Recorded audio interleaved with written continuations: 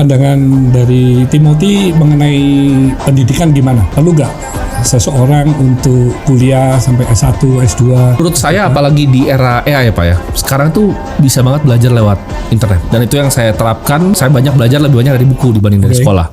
Ini mungkin nggak bisa dipukul rata sama semua orang, karena semua orang punya passion dan kemampuan dan hobi yang berbeda-beda. Tapi ketika saya misalnya SMA nih, IPS misalnya, saya belajar akuntansi dasar Pak, persamaan akuntansi dasar gitu. Sedangkan saya baca bukunya Benjamin Graham tuh udah setebel begini, udah selesai gitu pelajarannya. Dan jadi saya ngerasa kayaknya ini bukan tempat yang cocok untuk saya, tapi bukan untuk semua orang. That's why saya juga punya ini kan, saya punya ada 6 sekolah. Sekarang saya udah bangun 6 sekolah, tapi total sekolah 1000 murid, ya, SD, macam-macam.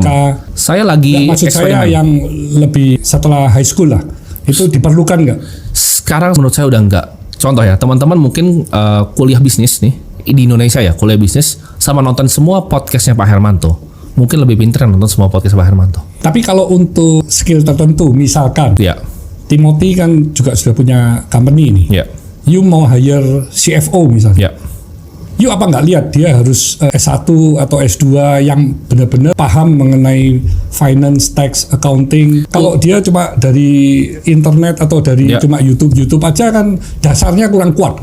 Sebenarnya kalau misalnya finance mungkin masih bisa ya Pak. Kalau menurut saya CFO yang mungkin nggak bisa itu kedokteran, hukum. Beberapa yang ilmunya praktis dan langsung dilakukan di lapangan ya. Engineering, dokter, sama loh itu. Aerospace engineering. Kan masing-masing ada ekspertise sendiri. Menurut saya kalau misalnya di situ oke. Cuman di luar yang itu kayak kuliah manajemen, kuliah bisnis, kuliah bisnis, kuliah yang bisa dicari dengan gampang, kuliah marketing begitu. Menurut saya itu nggak penting-penting banget untuk dilakukan sekarang, apalagi passionnya bukan di sana. Cuman bukan berarti pendidikan nggak penting. Yang saya bilang tuh sistemnya Pak.